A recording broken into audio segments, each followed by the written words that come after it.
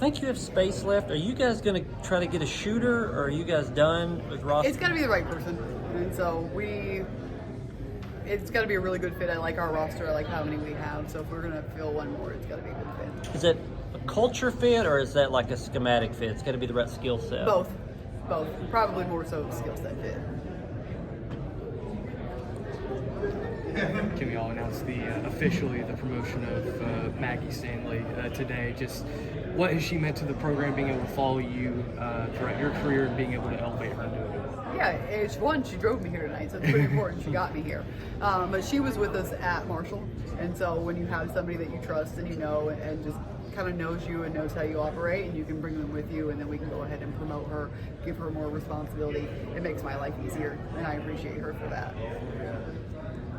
Coach, what kind of a resource has Coach Barnes been for you? Not as an look at this play, look at that play, but just a veteran, navigating the landscape as a young coach. Yeah, I think when you have somebody like him right next door, there's valuable things that you can learn. And he's an amazing person. I've never met anyone like him. That he never turns off. I mean, he's constantly going.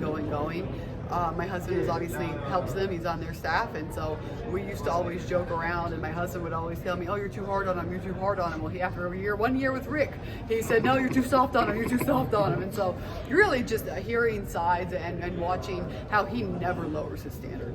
I mean, he is on his guys. They watch film, and whether they win a game or lose a game, I think he's pretty consistent, and that's why he's one of the best coaches in the country, if not the best coach in the country. Coach, a lot of made of your up-tempo style and just the success that you guys are able to have, kind of 5 in, 5 out.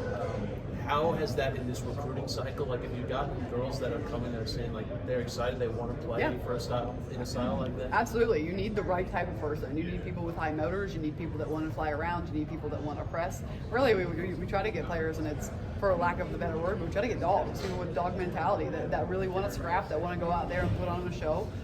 That aren't about them, that they want to come and win, they believe what we're trying to do, and that we're really trying to build something, and they see that, they buy in, they believe, and they want to jump onto the court. In the regular season, you're all going through a tough stretch into the SEC tournament as well. Kind of a switch flipped when we went to Columbus for the first 2 rounds. Was there something during that week and a half stretch there, break, that kind of gave them rest or whatever it was? Yeah, we needed rest. We were beat up. We were beat up physically. We were beat up probably a little mentally, and that's just something that I have learned going through the grind of the SEC.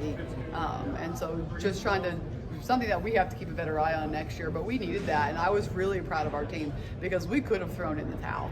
And we did it, and we regrouped, we got it back together. We said, no, this is not the end of our story. We're going to make it to a Sweet 16, which is what our goal was at the beginning of the year. And they did such a good job of that, because that's not hard. That's not easy. It's not easy to face adversity like that, lose some games you shouldn't in some bad ways, and then just keep going forward. Your thoughts on the Caravan itself? It's great. Will never get old to me, the amount of passionate fans that we have that are going to travel. I mean, I'll go out here and I'll meet people that say they drove 3 hours to be here, and you don't get that anywhere else other than at Tennessee. What's it like for you going from Division II Glenville State 2 years ago to now having this kind of place with these kinds of fans? I mean, you really think about it when you put it in perspective like that. I was coaching in gyms, not arena gyms, and there would be half as many people that are in that room right now at the game at a third, and so it's a slap in the face as far as perspective of, hey, wake up, this is an amazing opportunity, and we have the best fan base in the country in all sports, but specifically in women's sports. The way we travel, the way our fan base just comes and shows out, and I think our home attendance really carries us, and I think it's just going to get better and better. What's one thing you learned during your first season in Tennessee, whether it was about the program, whether it was about the SEC, like we kind of talked about? I would say I learned more in 1 year than I've learned in my entire life. So you have to relearn. You have to learn how to recruit at this level, which I think we've done a really good job at. You have to learn how to manage players of this caliber. You have to learn how to navigate a season. I think that's probably the biggest thing, is I was not prepared for us being so tired at the end of the year, and I think that's one area where we can really adjust and kind of get ahead of that next season. I ask you about shooter and sort of that fit. When you look for that fit, are you looking for just what it is, a shooter, or do they have to defend? Can they have a small role, larger role? They can have a small role. We like our shooters to be able to do more. And I think at this level, most shooters can do more. They can put it on the ground, and we don't ever want to put players in a box. So if you are a shooter, we're still going to try to develop you. We're still going to try to give you a finishing package, counter moves, teach you how to play off 2 feet, because we want all of our players to get better from the time that they get here. So yes, we will first probably look at your efficiency from the 3-point line, and then we would look at what else can you do. Can you defend? Can you press? Does it match? And then just find ways to try to get you better from there. It has to be like a whirlwind last 2.5 years for you, Yeah. changing jobs twice, family change, taking a job of this caliber. Is there going to be a chance for you to sort of try to take a break now Tomorrow. from recruiting?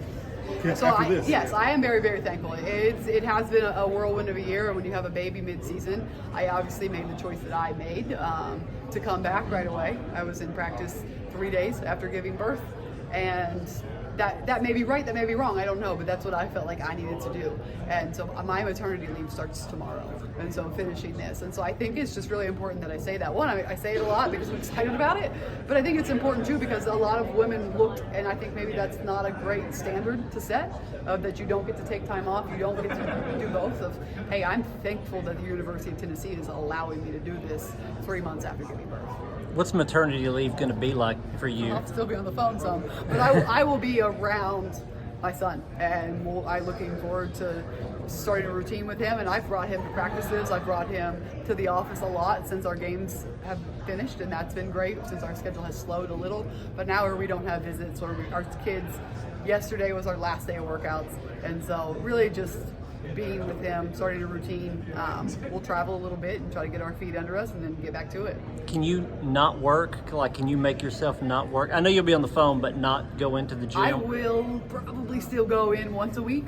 I'm going to try not to, and I will probably still take him when I go in. But so much now is you're just on your phone. I mean, you're just making calls, you're connecting with people. And so I will probably go in a little bit. I've tried to tell myself I'm not going to, but I also know who I am. Who will handle things if you're not there? Yeah, I think our staff has done a phenomenal job.